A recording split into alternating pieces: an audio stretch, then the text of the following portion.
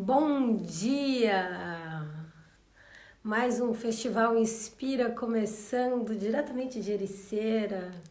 Hoje com nossa convidada Gândia Monteiro, nossa convidada ilustríssima. Hoje o nosso papo é com a Gândia, já solicitou a esperta no lance. A gente fez um... Vamos ver se agora a gente encaixa aqui nesses quadradinhos separados. Oi, tudo bem? Só assim pra gente se falar, né? Cara, você não tem tempo, dona Gândia. Oi, Florzinha, tudo bem? Oi, que bom que você pode vir, amiga. Que bom, que bom, que bom. Não, só hoje mesmo, porque caramba, essas últimas, sei lá, 6 semanas foram intensas, então. Hoje Você tá shooting ou você tá filmando ou você tá... não tem ninguém filmando. Ah, Não bom, tem né? ninguém filmando. Não, eu tô. É um processo chato, pitching, na real. Que é o processo de apresentar a sua visão para um filme e antes deles aprovarem alguém. Na verdade, eu tava fazendo pitching de um filme novo e fazendo um outro pitch, tipo um re-pitch, para aprovar um filme que já tinha sido aprovado ano passado. Mas o processo nos estúdios de Hollywood são super, obviamente, super complexos, né? Então, tipo, para Mas, ó, liberar. vou voltar a dar um rewind aí na tua Tá. vida pra gente chegar no É que esse é o hoje. cachorro e você, né? É. Não adianta a gente atualizar a vida a partir de agora, porque tem muita história para contar. Tá bom. Bom, Gan, queria começar ali do início, tua infância. Você nasceu no Rio, mas, né, cresceu em Não nasceu, nasceu já. Você nasceu em Nova York? Sim. Ah, e aí você foi para o Brasil e voltou. Isso. Não, Ah, é que nem a minha irmã também. A minha irmã nasceu em Londres, aí eu nasci em Nova York, 10 anos à parte. Só que, sabe, meus pais são brasileiros, de Minas, os dois. E eu nasci em Nova York, aí viajaram o mundo, aí minha mãe voltou para. Meu pai tinha voltado já, minha mãe voltou para Belo Horizonte, depois para o Rio. Aí a gente ficou no Brasil uns 8 anos, mais ou menos. Aí a gente foi para Nova York, morei lá um ano, aprendi inglês. Aí voltamos pro Brasil por uns 2 anos, aí voltamos de novo para Nova York quando eu tinha 11. Eu sempre falo assim, desde os 10, só para ficar claro, porque senão fica muito... É muito história. Para você eu conto bem certinho. Aí ninguém sabe onde eu moro, ninguém sabe onde eu nasci, assim, é tudo meio mas é mescla. engraçado, fica no aberto, né? Porque seus pais quicaram bastante, né? Você e a Luísa, assim, né? São todos feitos no mundo, assim, muito mais do que em um lugar específico. Até teu jeito de ser nem é um jeito brasileiro, é um jeito americano, é um mix de tudo, né? Sim, eu acho que assim, é mais uma coisa internacional mesmo. Porque eu falo que tem uma irmã em Londres, tem outra na Noruega também. É assim, aqui é uma família, é complexo. Minha mãe casou 3 vezes, meu pai casou com uma mulher que já tinha três filhos, com a Laura. Então, assim, acabou que é uma família internacional, porque todo mundo mora em um lugar diferente. Alguns têm passaporte europeu, tem passaporte americano. Minha mãe teve 3 filhos, todo mundo mais ou menos mora nos Estados Unidos, do lado da minha mãe, assim. Minha mãe tá Uhum. agora, só que, eu acho que é uma coisa que agora é mais normal, né? Tipo, essa internacionalidade. Mas na minha família, assim, no nosso mundo, era muito mais alternativa. Era estranho, sabe? Quando eu era pequena, tipo, ficar mudando de Belo Horizonte pro Rio, não era, que legal. Era tipo, ai, nossa, mas a menina vai ficar mal, né? Tipo, aquela coisa mais, sei lá, old school Sim, das sim. famílias brasileiras, que meu pai e minha mãe escaparam disso. Então, assim, eu tenho esse legado que eu continuo à frente. Eu acho que eu sou mais, assim, normal, mainstream, na verdade, em comparação com os meus pais. E até de certa forma, assim, essa forma de vocês terem sido criados, isso te fez não ter que criar uma adaptação, porque já era uma coisa natural ficar quicando, né? Sim. Não, na verdade, durante a quarentena, é a primeira vez na minha vida, não na minha vida, mas que eu me lembro como pessoa que eu tô em um lugar só por mais de 6 semanas. Né? Vai fazer o quê? 2 meses agora. Eu não lembro a última vez que eu passei 2 meses em um lugar. Eu lembro. Em São Paulo! Na minha casa, 3 meses. não foi? Tipo isso. Então, naquela época, isso faz o quê? Uns 7 anos, 6 anos. Mas, Gam, me fala aqui, me conta um pouquinho, como foi essa adolescência em Nova York, os primeiros insights do que você queria ser quando você crescesse?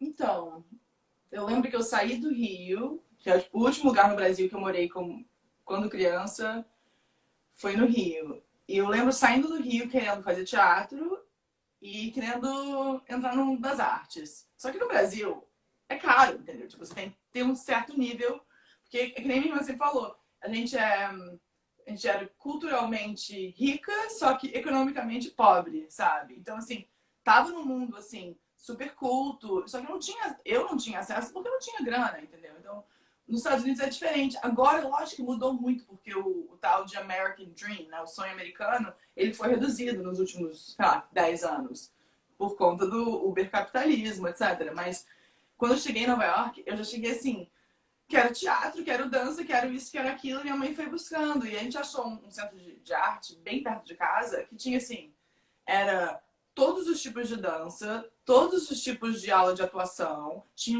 um curso, uma escola de teatro para jovens. Então, assim, eu entrei e já mergulhei muito fundo. Tipo, eu era busy, eu era ocupada com 11 anos, sabe? Eu não pude fazer o camping trip da sexta série porque eu tava com ensaio, sabe? Então, já comecei muito, muito firme e forte por causa desse acesso, assim. Eu acho que foi muito o setup, assim, das instituições de arte nos Estados Unidos que me deram acesso a isso. Aí eu entrei, comecei a fazer dança, depois né, entrei nesse curso de teatro, que eu conheci um cara incrível, um diretor incrível, José Joaquim Garcia, um porto-riquenho, nova-iorquino, que tinha, assim, o cara era político, era inspirado, então, assim, era uma mistura de muita coisa, e por ele, por esse grupo de teatro, eu comecei, assim, a ficar muito mais firme e forte em quem eu sou, sabe? Comecei a entender que assim, só o ato de ser, a gente fala muito isso aqui nos Estados Unidos, nessa nova politicagem sobre a cor, a pele negra ou pele morena, que só o ato de ser, de existir, é um ato político. E eu não tinha me tocado disso, porque no Brasil tem essa coisa, né, de ser mestiço, de ser brasileiro, e ser brasileiro já é o suficiente, você não pensa no fato que você é latino, que você existe na América Latina, e que é super importante saber sobre isso. E eu acho que o fato que eu morava no Lower East Side, que é um bairro porto-riquenho, dominicano e negro, e muito mais agora chinês, e num bairro de imigrantes, que foi tipo o centro da imigração no fim do século XIX, então era muito russo e polonês e húngaro, então eu acho que assim, aquela época em Nova York foi o que mudou minha vida, sabe? Porque foi antes da gentrificação, na época que nem essa palavra nem existia em português, eu lembro. Antes da gentrificação, foi durante Giuliani, que foi um monstro na cidade, que mudou completamente a cultura da cidade. E o fato é que todo ano eu ia pro Brasil. Então, assim, essa mistura de ser New Yorker e ao mesmo tempo continuar a ser brasileira, sabe? De me conectar com pessoas como a Polly, com a Luísa, com a galera no Rio, assim, uma galera que também tava fazendo a mesma coisa que eu tava fazendo em Nova York, só que no Rio. Então, assim, ter essa... Eu acho que era um freedom, né? Uma liberdade de poder ir e vir e saber que eu não sou só uma coisa e que eu posso ser múltiplas coisas. E isso é legal, é interessante, sabe? Eu acho que se eu tivesse ficado em Belo Horizonte, naquela vida mais burguesa, sabe? Não ia ser a mesma coisa, com certeza. Talvez, assim, talvez o Rio, ok, mas eu acho que a mentalidade do mundo que eu existia, pelo menos em BH, era muito cabeça fechada, sabe? Sim, sem dúvida. E acho também que essa coisa de você ter vivido realidades diferentes e voltar para o Brasil e enxergar a realidade do Brasil também te fez ter um outro olhar sobre as coisas, né? De entender a estrutura social, como funciona, como que a gente se coloca a partir do momento que é um change maker, né? Que é alguém que quer fazer alguma mudança na sociedade. Então, como que você olha para isso, né? Você ainda, óbvio, né? Porque eu te conheço, mas tudo bem. Mas o quanto que você identifica essa coisa desse olhar social sobre as coisas? Porque isso é muito impresso no seu trabalho, né, de certa forma. Cara, eu acho que é tudo, sabe? Eu acho que, na verdade, nos meus teens, dos 15 aos, sei lá, 24, mais ou menos, eu tava muito ativa politicamente em Nova York também. Era protesto todo dia. Primeiro a gente começou a protestar contra os cortes dos orçamentos do Board of Education, da educação pública em Nova York. Porque eu fiz uma high school de performing arts, que é o filme Fame, baseado na escola onde eu estudei. E então, assim, eu tava muito ali ligada com tudo. Aí os Estados Unidos entrou em guerra, aí foi Afeganistão, Iraque. Então, assim, eu tava em protestos sem parar. Então, isso era parte da minha vida.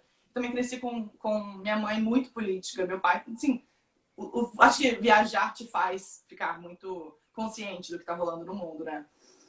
E, na verdade, hoje em dia eu falo, nossa, eu preciso me engajar. Eu sinto que eu não tô tão engajada quanto eu era antes. Lógico que, assim, mentalmente, intelectualmente eu tô, mas não é que eu tô fazendo ações direto. Mas eu acho que crescer, especialmente por causa dessa conexão à latinidade e de estar em Nova York naquela época, onde tudo estava mudando, quando Giuliani estava colocando policiais negros em bairros brancos e policiais brancos em bairros negros, criando conflito, criando animosidade. Tudo bem que a imagem dele foi cambiada, né, por causa de 9/11. Tudo bem que ele voltou, né? Agora ele voltou a ser um diabo, mas ok. Mas eu acho que aquela época em Nova York era uma época política, porque o bairro tava muito sensível, né? A época dos squats, onde os prédios que foram invadidos por artistas estavam tentando pegar o espaço deles de volta, para eles ganhar o espaço da cidade. E rolou. Anyways. Mas eu acho que assim, eu acho que tudo isso é impossível estar presente nessa época e ir para o Brasil direto e ver a pobreza do jeito que. Sabe, como é meio uma coisa de outsider, sabe? Você entende um pouco Sim. mais porque você é outsider. E você chega num lugar e vê aquilo e você não dá para entender, sabe? Eu acho que você acaba morando no Rio, você acaba sei lá, numbing, né? De dessensatiza. Essa palavra deve ter inventado, né? Porque Não, o meu inglês da e meu português. sensibilidade. Você perde o. É porque quando você está no lugar, você não consegue ter tanto uma visão de fora da coisa. Sim. Gun, desse momento que, né, Nova York, mil proliferações, estímulos, tudo mais, você foi decidir fazer a New York Film School. Como foi? Por que que você decidiu o cinema? Era storytelling, já era uma coisa que vinha para você? Filmar já era uma coisa próxima para ti? Não, então eu tava estudando teatro, né? Tava bem lá dentro, imersa, mega envolvida, achando que eu queria fazer cinema, né, como atriz, achava que essa era a minha carreira na vida. Aí um dia eu vi um flyer para um workshop na NYU, na New York University. Mas isso eu tava em high school, né? Era uma coisa mais precoce, na verdade. E eu fiz a application, chamava Future Filmmakers Workshop, era todo sábado por 13 semanas, e foi a primeira vez que eu encostei numa câmera. Eu já tinha vontade de fotografar, só que não tinha me envolvido porque era quase impossível, né? Porque tava muito busy já. Tinha o teatro, já tava lá, mega no mundo acadêmico também, sabe? Mega nerd. Então, eu fiz esse workshop e eu me toquei. Então tá. Então, eu não sou uma atriz que dirige, eu sou uma diretora com 17 anos, 16, 17 anos. Aí foi nessa que eu decidi não continuar no mundo do teatro ou da atuação e fiz a application para NYU, para New York University. E foi assim, eu acho que era a única opção, na verdade. Tudo bem, a escola mais cara do país, eu tive que, minha mãe, a gente se virou para conseguir pagar a escola, vários scholarships, várias bolsas, assim, para, né, não ter uma mega dívida, que é parte do sistema americano, ter uma dívida da college, da university. Eu não tive essa dívida, não tenho essa dívida, graças à brilhância da minha mãe. Mas eu acabei fazendo. Eu não ia porque também eu tinha que trabalhar durante a escola, sabe? Durante a university. Então não dava pra, tipo, eu vou morar em Ohio, sabe? Ou vou morar em Los Angeles. Eu não dirigi naquela época, então eu tinha que trabalhar. Trabalhava, tipo, sei lá, 4 dias por semana e tava estudando 5 dias por semana. E era parte do negócio. Mas acho que foi, na verdade, sei lá, somou com a minha experiência e acabou sendo muito mais legal, porque eu pude estar com minhas amigas né, de high school, de infância, que estavam em Nova York, todo mundo meio que ficou em Nova York. E foi uma época que eu acho assim, eu considero o fim da cultura foda da cidade, sabe? Então eu acho que foi que eu fiz nos anos 90, dos anos 2000, começo dos anos 2000. E foi foda, foi assim, foi a experiência que eu tinha, que eu queria, mas na verdade foi um passo para chegar onde eu queria chegar, porque na verdade você não aprende tudo na escola de cinema. Escola de cinema, assim, é para conhecer pessoas e para se ligar no que tá rolando, para você depois usar aquilo para se. É autoconhecimento, para aprender mais e mergulhar mais de outra forma depois. Eu vejo assim, sabe? Nesse momento você já começou a operar a câmera, já começou, tipo, a fazer uns filmezinhos? Como que foi esse início pós-faculdade? Sim, na verdade. Pós-faculdade, na Ah, verdade. pós ou durante? Eu, tipo, durante a faculdade e no final. A primeira vez que eu comecei a operar a câmera foi com 17 anos. Aí dentro da universidade eu queria também ser DP, né? Diretora de fotografia. Eu queria fazer tudo ao mesmo tempo. Sempre foi assim. E... Mas é verdade. Então, assim, eu acho que eu entrei muito nessa coisa de querer saber a parte técnica, que eu acho que é o que ajudou muito, o que me deu o espaço. Basicamente, assim, eu acho que como mulher no mundo do cinema, tudo bem, tá tudo mudando agora, tá muito diferente mesmo, mas em 2002 você tinha que saber fazer, sabe? Porque a parte mais, eu acho que a coisa mais ridícula, na real, os comentários, é muito difícil de ignorar os comentários, né? Também te amo, Tati. A parte mais que eu acho bem ridículo mesmo, porque é parte de um estereótipo que não faz sentido, sabe? É o lance de falar, porque mulher não entende partes técnicas, não entende eletrônica, não entende tecnologia.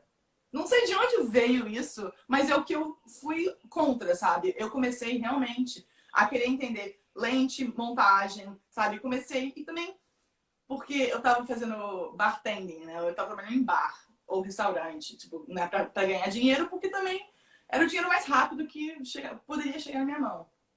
Aí eu fiz minha primeira viagem a trabalho, que eu fui convidada para fazer câmera pro Tour dos Foodies em 2005. E foi nessa que eu entendi, eu posso ganhar dinheiro e fazer o que eu gosto, sabe? Eu adoro música, sempre fui muito do mundo da música e da viagem, naturalmente, por causa dos meus pais. E eu falei, isso. Aí eu voltei ao bar e tava assim, tava deprimida no bar, sabe? Tipo, ficava lá segunda-feira à noite, tipo, o que eu tô fazendo aqui? Eu devia estar estudando, eu devia estar vendo filme. Aí eu fui demitida. Claro, né? Óbvio. Porque a minha energia não tava legal, sabe? Eu tava tipo, sabe? Eu sou normalmente muito raiva, né? Desculpa. E então eu acabei que, tipo, eu fiquei 2 semanas sem trabalho, super estressada. Aí recebi uma dica linda da minha mãe. Ela falou: não se estressa. Aí de repente veio um job. E esse job foi o que mudou minha vida, porque eu comecei a filmar eventos pra Nike. Só que eu tinha que editar o evento. Tipo, eu filmava. Assim, hoje em dia eu não quero fazer esse job nunca, óbvio, né? Mas pra começar e pra, tipo, te inspirar e me forçar a começar a montar mesmo. Eu tinha feito montagem, eu entendia. Eu comecei a montar em 2001. Primeiro Final Cut que teve, primeiro sistema de montagem, né, acessível que existia. E aí eu comecei a fazer. Então tá, eu acho que montar te dá um poder. Que é de saber que você sabe fazer, que você consegue pegar o material do começo ao fim e deliver, sabe? Eu também acho que quem sabe montar, saber editar bem, saber montar um filme, faz o diretor não perder tanto tempo filmando. Então, isso faz muita diferença. Quem está no set sabe a diferença que faz o diretor entender de montagem, né, gente? Pelo amor de Deus. Não, total. E também, porque hoje em dia, dirigindo TV, que é um processo muito rápido, não é que nem dirigir filme, longa-metragem. Uhum. E E o lance da TV é que você tá lá com a pressão de todo mundo. Não é seu projeto, normalmente, né? Você tá lá como, eles chamam de guest director. Você é um convidado. E tem, né, tem o chefe, o showrunner, que é o tipo head writer, que é o roteirista principal. E, em geral, assim, uma pressão muito forte. E, normalmente, os operadores de câmera, porque tem o diretor de fotografia e tem os operadores de câmera. Tem, normalmente, 2 câmeras. Pra eles, tá tudo bom, entendeu? Eles não vão participar da montagem. Então, assim, não, já, mirrada. That's it. E eu, tipo, eu paro, eu penso, eu imagino lá, visualizo a montagem e falo, não, tá faltando um plano. Tá faltando isso, a gente tem que fazer isso. Aí eu chego na montagem e falo, viu? Precisava desse plano. Mas é só porque eu monto. E eu acho que te dá uma seguridade, te dá uma confiança mesmo, sabe? Tipo, você se sente que você sabe, que você entende. E falar sobre também, porque a tecnologia muda todo dia, né? Nos últimos... Total. Desde 2002, que eu fiz o meu filme, minha tese, né, no IU, foi filmada em HD e em Super 8. E foi a primeira câmera de High Definition que a NYU comprou. Então, eu assisti esse processo inteiro, sabe? Das 5Ds, 7Ds da vida, entendendo como porque antes não era 4K, 8K, era tipo 720p, tipo, sabe? Coisas técnicas. Mas, sabe, eu acho que entender essa parte te dá uma força, é isso. Isso que é muito legal você colocar, assim, você como mulher, né, que entendeu, para eu estar segura e para me respeitarem também, porque a gente sabe que tem essa questão, você falou, bom, eu preciso ter muita técnica, eu preciso estar completamente confortável com o que eu vier fazer daqui para frente.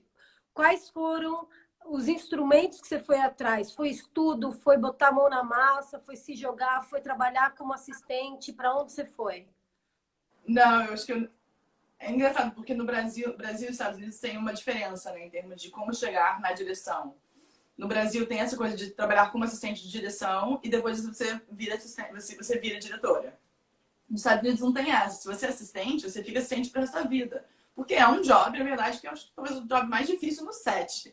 Assistente de direção, lidando com uma equipe de 150 pessoas, com o lance do tempo, entre o diretor e o produtor, é uma loucura. Então, para mim, foi mão na massa. Então, eu comecei, tipo, foi primeiro o projeto com os foods, aí eu comecei a filmar direto. Os clipes.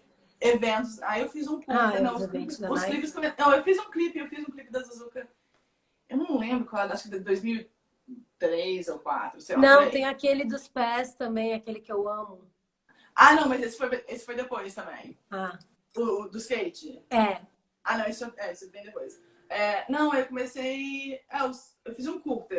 Eu terminei no IU, eu fiz um curta no Rio, chamado Quase Todo Dia, com a Polly Marinho. Verdade. Com a Priscila Marinho, filmado em película, que foi tipo... Acho que é a última vez que eu paguei por filmar em película, mas a Kodak ajudou, foi ótimo. E esse curta, ele foi pro Tribeca, ele estreou no Tribeca Film Festival e viajou e rodou todos os festivais, foi pro Festival do Rio, pra Mostra de São Paulo, que na época nem aceitava curta. E depois foi nessa que eu comecei a dirigir clipe. E foi no mundo dos clipes que, sim, às vezes, tipo, eu fiz um projeto de 15 clipes pro Marcelo D2. E nesses clipes, a gente fez todos os tipos de produção diferentes, sabe? A gente fez eu e ele na Angola, eu e ele na Califórnia, mas a equipe enorme no Rio, a equipe enorme em Los Angeles. Então foi uma... Eu falo que eu já tive várias escolas de cinema, várias film schools. Foi a NYU, que foi a primeira. Aí eu fiz os clipes, que foi outra. Aí os comerciais, os fashion films, que foi outra. Aí os comerciais.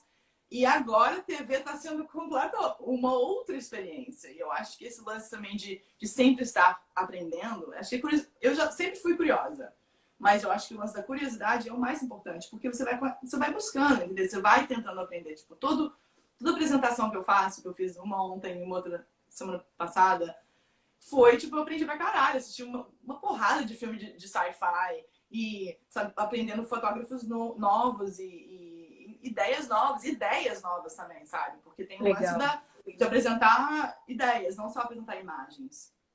E é muito legal isso que você transitou, assim, agora, claro, por diversas plataformas, né, de imagem, mas também a coisa de sair da realidade, assim, de sair, né, foi para dramaturgia, transitou um pouco no real, então no videoclipe que você trabalha mais com a realidade, trabalhou também com tô perdendo palavras. É o lance de morar fora, né, gata? Lembrar as palavras, assim, é um exercício constante. Tipo, falar seguridade, né? Não, uma seguridade, assim, segurança. Mas então, você foi transitando entre vários estilos de filmar, tanto que agora você está falando, né? Por exemplo, no Remote...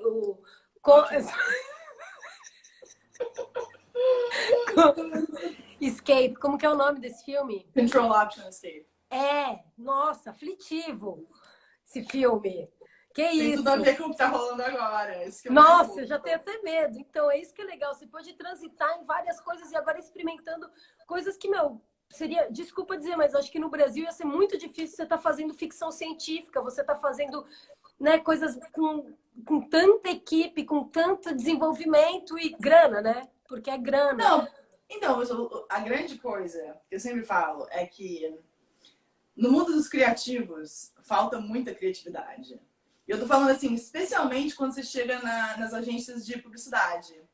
Amo os publicitários, já tive muitas experiências boas, mas já tive muitas experiências péssimas, porque você chega lá e eles te mostram referência, eles amam seu tratamento, sabe? O que você está propondo, a sua visão, propondo para aquele comercial ou para aquele filme. E no fim das contas, viram uma mistura de mais ou menos, sabe? Tipo, as montagens acabam indo mais para a direção do que o cliente quer do que o que você queria fazer. E é muito fácil colocar pessoas em caixas. Não sei se essa expressão nem existe em português, mas put you in the box, sabe? Porque Sim, total. eu falo assim, ai, nossa, ela faz real people, pessoas reais tão bem, né? Nossa, olha a poesia no trabalho dela. Olha, mas né, documental só que é poético, é bem feito, né? Tipo, e eu falo, cara, assim, eu entrei nessa caixa, eu fiquei presa nessa caixa no mundo da publicidade. Então, para eu sair, para eu quebrar a caixa, eu tive que bancar meu próprio filme. O Control Option Escape foi feito, que é um filme de sci-fi. A gente fala de grounded sci-fi, né? Não é uma ficção científica com aeronaves e teleportation. É tipo 5 minutos no futuro.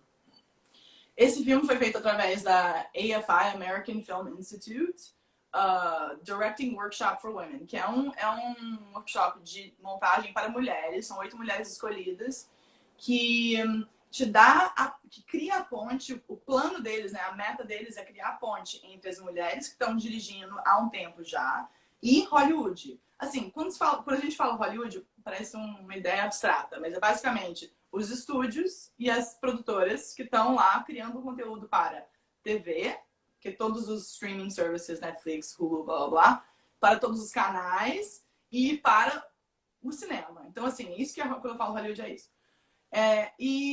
Mas, assim, consegui arrecadar, sei lá, $50 mil.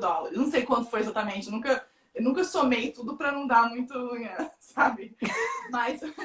Mas para arrecadar esse dinheiro é super difícil, sabe? Eu não conheço pessoas que têm dinheiro para me dar $1.000, entendeu? Não tem esse acesso a dinheiro.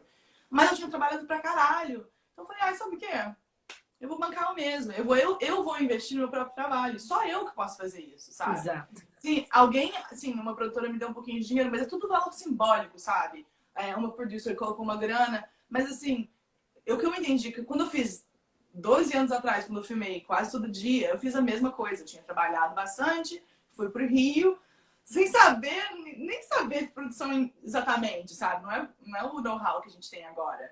Mas eu fiz o filme porque eu sabia que eu precisava de alguma coisa para mostrar que eu sei fazer e o que eu posso fazer. E hoje em dia, esse filme que eu filmei em 2008, que estreou em 2009, ainda tá gerando trabalho, sabe? Eu até hoje consigo jobs por causa daquele filme. Trabalhos em TV.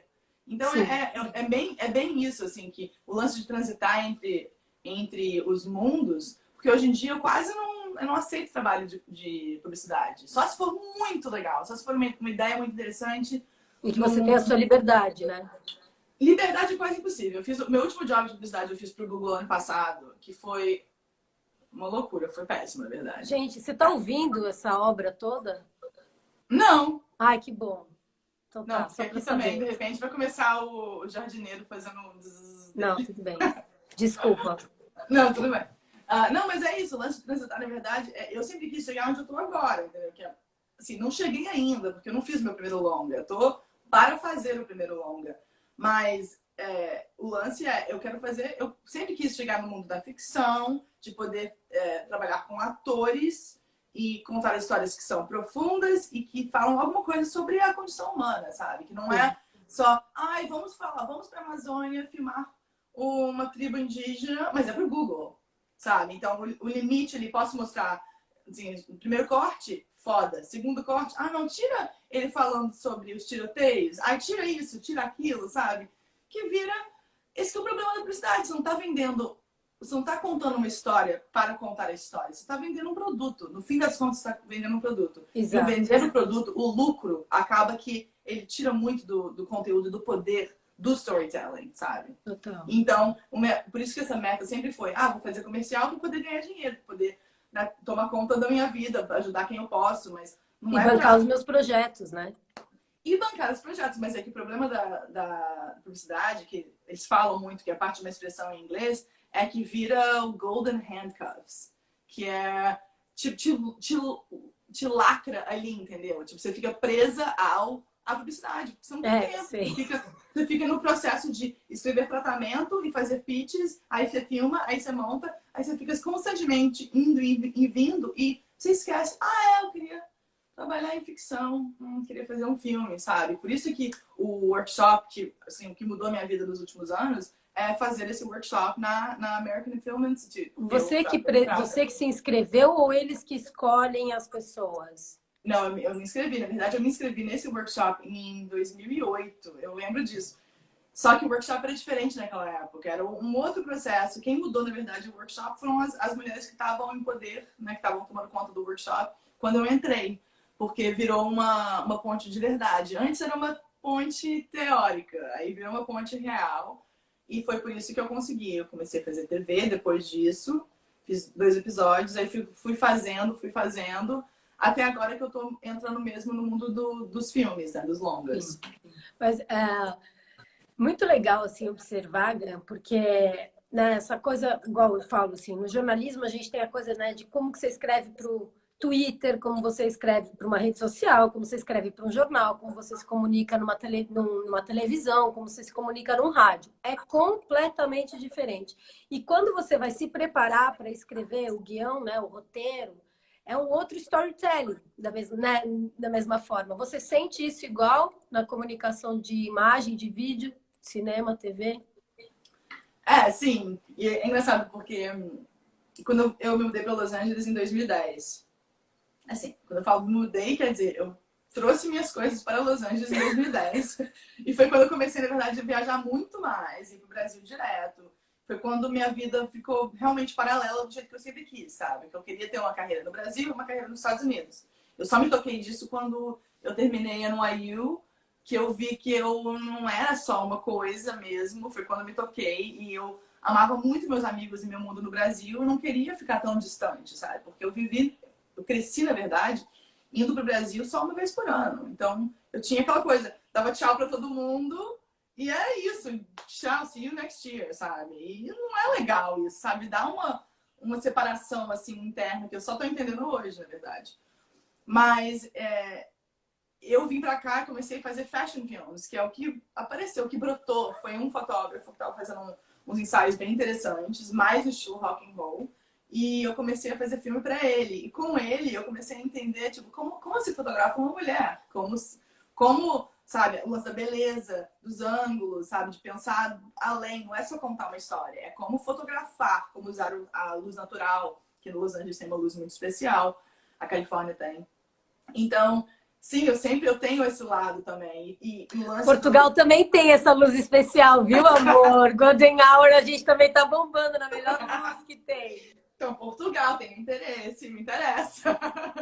Mas eu acho que esse lance de ter de entender isso, e é uma coisa que eu tô trazendo agora pro meu trabalho de ficção, que não sei se é porque a indústria mudou, ou tá mudando muito, mas as pessoas apreciam, os executivos apreciam muito isso, sabe? De você ter já o know-how de comercial, e já ter filmado com orçamentos grandes, e de entender como que é vender um produto, né? Ou de fotografar uma pessoa de um jeito que, né? Tipo, eu vejo às vezes, tipo, eu tô filmando com...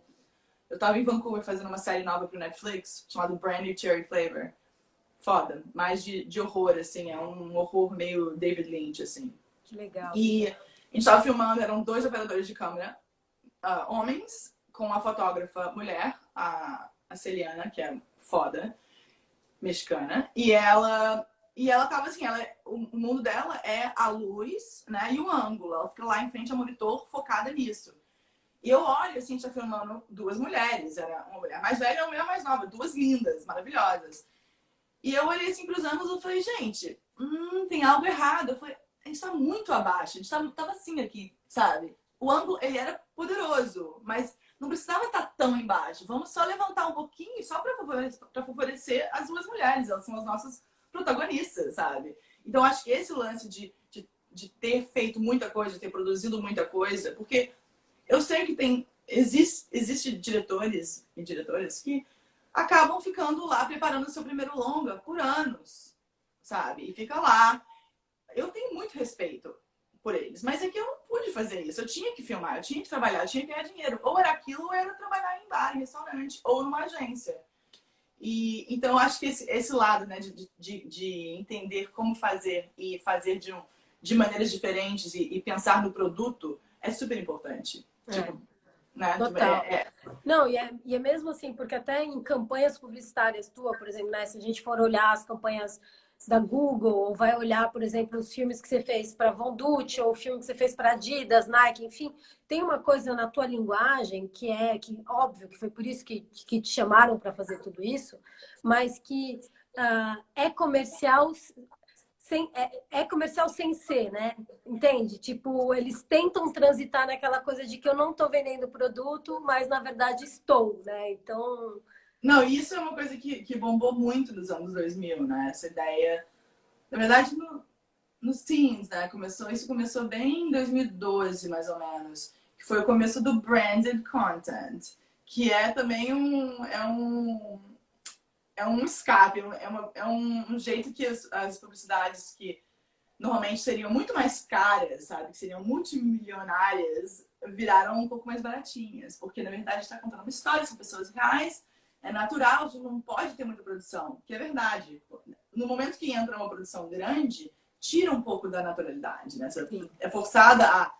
O tempo demora, as coisas demoram mais. Aquele projeto da Adidas era tipo eu, uma câmera e um assistente. Só. Numa jornada de trem de Barcelona até Tel Aviv, entendeu? Parando 7 vezes, com um voo no meio, com um ônibus. Então, assim, eu acho que essa vontade, porque hoje em dia, com as mídias sociais e com o acesso à informação que a gente tem, especialmente que os jovens têm, mudou muito a maneira que a gente vê produtos, que a gente vê storytelling, sabe? Eu acho que antes, o comercial de 30 segundos com Coca-Cola suando, aquela coisa, vendia produto. Mas hoje em dia, tipo, não vende produto, sabe? As pessoas sabem que Coca-Cola não é bom para a saúde. Você vai ter que usar um outro approach, chegar de um outro ângulo para poder contar com a mesma história. Então, Total. Isso que começou a bombar, na verdade, assim, deu acesso a muita gente para começar a filmar, porque os diretores que filmavam, que tinham câmera, começaram a ser um pouco mais bem visto. E a minha primeira campanha maior, que foi para AT&T, não foi por causa dos comerciais, foi por causa dos clipes. Dos clipes dos fashion films, porque tinha essa naturalidade. E era o que a AT&T queria trazer a campanha, né? Que eram vários filmes. É linda aquela campanha. Gam, falando um pouco aqui de universo feminino no cinema, ainda mais você que acompanhou esse crescimento e dentro de um mercado, porque, né, quicando entre Nova York e Los Angeles e Brasil, né, Rio de Janeiro e São Paulo, que querendo ou não, você trabalhou né, com as maiores produtoras daqui, então tem esse know-how de entender como o cinema também funciona no Brasil. Como que você vê o espaço hoje né, daquela época a hoje da mulher no mercado? E de quantas que haviam e quantas há? Nossa, eu acho que... Olha só, eu acho que o mais claro é assim. Em 2009, eu fiz um filme que foi muito bem visto, foi muito bem recebido pelo mundo, né? Estreou num grande festival. E naquela época, a voz feminina, de mulher feminina, principalmente uma mulher latina, ninguém tava nem aí. Não tava procurando, não tava buscando esse olhar ou essa voz.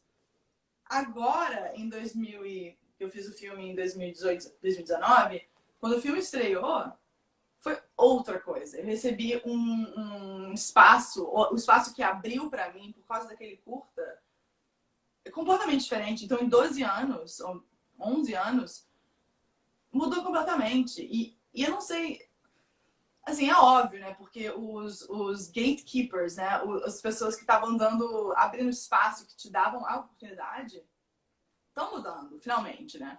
Mas é que por muito tempo, mesmo com os estúdios e com as produtoras chefiadas por uma mulher ou outra, eu acho que a interação entre mulheres era diferente. Agora, hoje em dia, a gente está aqui batendo papo, entendeu? É só mulher falando. Antigamente era tipo, ai, você é a única diretora feminina da casa. Entendeu? Tipo, era isso. Tipo, você é singular porque você está dirigindo. Quando eu comecei a NYU, que era uma classe de 220 pessoas, mais ou menos, tinha várias mulheres. No quarto ano, no fim do quarto ano, tinham, tipo, 3 mulheres dirigindo ainda. Então, isso você vê, porque, assim, eu acho que o tipo de ambição que é necessário, e, na verdade, às vezes, a gente fala que é uma ambição cega, né? Porque eu, crescendo em Nova York, num bairro eclético, aí depois indo para uma high school também completamente eclética, indo para a universidade, foi na universidade que eu me toquei. Ah, nossa, mas já quase todo mundo branco. Ah, bem branco e bem masculino. Poucas mulheres. Mas só me toquei, já tinha 19 anos nessa época. Então, acho que isso foi... Na verdade, eu fui meio que protegida pelo fato que eu não sabia que o mundo era extremamente machista e extremamente racista, sabe? Se eu talvez tivesse crescido ficado no Rio, ficado no Brasil, teria sido diferente, sabe? Eu acho que talvez a minha potência, a minha força, a minha vontade de criar e expandir teria sido diminuída. Sim. Te amo, Laura. E eu não concordo total, e é muito doido isso, porque independente aqui, né, tá passando 35 mulheres, né, nesse processo aqui desse festival. Então, eu tô conversando com várias mulheres de diferentes segmentos, e é muito louco como tem isso, né, da gente, quando a gente quer uma coisa, a gente vai lá e a gente que batalha para a coisa acontecer. Principalmente porque está abrindo-se, estamos abrindo um mercado, de uma forma geral, por mais que o mercado já exista, tem algumas pioneiras aí abrindo, mas estamos todas agora juntas falando, bom, agora abrimos, agora a comunicação é outra. Mas assim, você pensa que no Academy Awards, no Oscar, esse ano não teve nenhuma mulher indicada, sendo que vários filmes incríveis foram lançados ano passado. Exato. Esse ano passado. Assim, mas eram muitos filmes. Filme que ganhou Cannes, que foi, sabe, tipo, literalmente, o filme que ganhou Cannes foi dirigido por uma mulher senegalesa, africana. Primeiro filme que ganhou o Palme d'Or, dirigido por uma mulher negra. E ela não foi indicada, sendo que um filme coreano, dirigido por um filme foda, realmente incrível, ganhou o Oscar. Então, assim, pelo menos esse espaço está sendo aberto. Então, agora tem um filme estrangeiro, né, ganhando. Mas cadê as mulheres? Foram o quê? 2 ou 3 mulheres indicadas na história dos 90 e poucos anos de Oscar. Então, assim, o espaço está abrindo, mas ele está abrindo de verdade?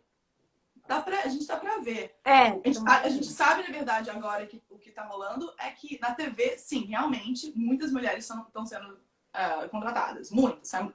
Várias amigas diretoras que começaram 3 anos atrás, como eu comecei no mundo da TV, estão sendo bucadas. Mas eu acho que para mudar mesmo, precisa a guarda inteira, a antiga guarda precisa ser retomada, tomada pela geração nova, que tá rolando. Porque eu faço porque parte desse processo de né, entrevistas em Hollywood é conversar com o executivo.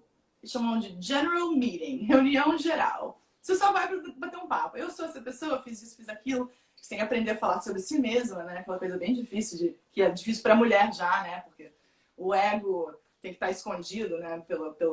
De acordo com o patriarcado, sei lá.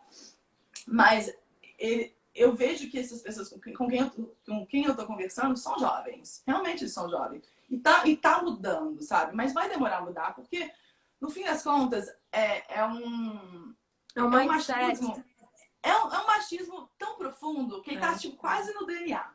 Acredito, sabe? Até quem acha que é feminista, muitos homens que se acham feminista, quando você vai ver na atitude, não é bem assim. Muitas mulheres que se acham feministas são machistas. Eu vejo que eu trabalhei por muito tempo quase só com um homem, com um diretor de fotografia homem, masculino. Tem pouco tempo que eu comecei não a me abrir, é que eu acabei trabalhando com eles, gostei de um ou outro e fiquei lá com eles, sabe? Tem vários fotógrafos incríveis, mas o fato é, qualquer um pode fazer, qualquer um pode se achar naquele meio, né? E desenvolver o talento. Então o lance é se abrir. Agora eu tenho uma lista, na verdade, de fotógrafas mulheres, uma lista enorme. Quando aparece o job, eu já vou na lista. E a lista está constantemente sendo updated. Você está vendo. Mais do que mulher dirigindo, hoje em dia em Hollywood, tem mulher fotógrafa bombando. Várias. Então, assim, estão fazendo a fotografia de filmes enormes. Que é o que era pra ser. Tipo, é muito louco pensar na diferença, né? Por que existiu essa linha? E é só sobre, nem sei falar essa palavra em português, mas os gatekeepers. Quem tem controle do dinheiro. Quem pode falar o sim ou não. Agora, Gan, queria falar uma coisa assim um pouquinho. A gente tem que ter muito estofo e a gente tem altos e baixos. Mulheres trabalham com os hormônios, a gente trabalha com as nossas, né, com as nossas emoções e todo esse sentimento doido que a gente tem dentro de nós, que às vezes acordamos de um jeito, no outro dia a gente está completamente diferente. Como que você olha para isso? Quais que são os seus remédios diários, assim, ou nos processos que você sabe, bom, agora eu vou entrar numa TPM, ou como é que você se cuida nesse mundo interno? Então, eu tô constantemente hackeando a minha própria vida, né? Eu faço life hack constante. Então, eu cresci muito na espiritualidade já. E por muito tempo, eu acho, porque eu tinha crescido naquilo, eu não tinha explorado tanto. Mas hoje em dia eu tô super conectada ao crescimento, à evolução da consciência, né? Da evolução em geral. Então, todo dia eu medito, eu pratico algum tipo de exercício físico, seja uma yoga ou recentemente mais e mais cardio mesmo, porque eu acho que com os anos é importante fazer isso. E eu tenho feito muito journaling, escrevendo todo dia no caderno. Porque eu cresci assim com a ideia, meu pai é escritor, poeta, então assim, já cresci com essa ideia de escrever sempre, constantemente conectado ao pensamento, mas eu acho que o lance de escrever no caderno todo dia, ele filtra a merda, sabe? Ele filtra os pensamentos que não são necessários, porque a gente acorda, porque a cabeça ela é muito constante, né? É uma movimentação de energia muito constante. Você quer, na verdade, focar. Então, eu tô na verdade, nesse momento, se eu te mostrar os livros que estão pela minha casa, eu tô nesse processo de como focar melhor. Porque eu acho que não, é uma loucura, você não tá entendendo. Eu falo sobre isso todo dia. Você abriu uma caixa aí. E, tipo assim, eu falo sobre isso muito, porque pra mim, nosso mundo, porque eu cresci com a tecnologia. Eu sinto realmente que eu cresci com a tecnologia. Com 13 anos eu comprei meu primeiro computador. Então, assim, pra mim, a tech é importante. Mas, ao mesmo tempo, a tecnologia, ela não é só feita pra gente crescer e pra estudar e pra evoluir. Ela, na verdade, ela foi feita, sim, ela foi remanejada nos últimos anos, nos últimos, sei lá, 7 anos, para desfocar. Tudo que ela foi feita é para desfocar. Todos os botões de like e de notificação. Então, assim, para mim, as minhas notificações são desligadas. Tipo, o Instagram nunca, não. E eu sei que eu vejo onde o vício está, sabe? Ele existe dentro de mim. E tudo bem, tem 20 anos de vício, porque eu tô realmente conectada à internet há muito tempo. Mas eu acho que o lance agora é entender como desconectar. Então, eu tô começando a entender o que, pra mim, é necessário. Então, assim, quando eu tô fazendo short list, quando eu tô fazendo lista de planos para um episódio de TV, por exemplo, demora séculos. É tipo 50 cenas. Acaba sendo tipo, sabe, sei lá, 500 shots. Sei lá. E para fazer isso, eu preciso de 45 minutos só para focar. Então, assim, desligo a internet, coloco música, ou clássica, ou eletrônica, algo, né, sem vocal. Eu fico lá, demora uns 45 minutos para eu poder entrar no foco. Aí eu entro no foco, aí eu fico umas 2 a 3 horas ali no foco. É isso que eu preciso, assim. Pra mim, isso é um foco real. Mas até chegar nisso, eu tô, tipo, vários momentos de tentando me entender de onde vem isso, por que eu tô assim, por que eu tô procrastinando tanto, por que eu não tô fazendo um negócio. E o processo criativo é muito complicado. Eu acho que, assim, o processo criativo é hiper doloroso. E é por isso que tem gente que consegue fazer e ficar, e tem gente que não consegue, entendeu? Então, é um teste constante. Mas eu tenho um livro para indicar. Boa, boa. Eu tenho um livro para indicar para todas as mulheres, que chama Woman Code. Código da Já Mulher. sei, total.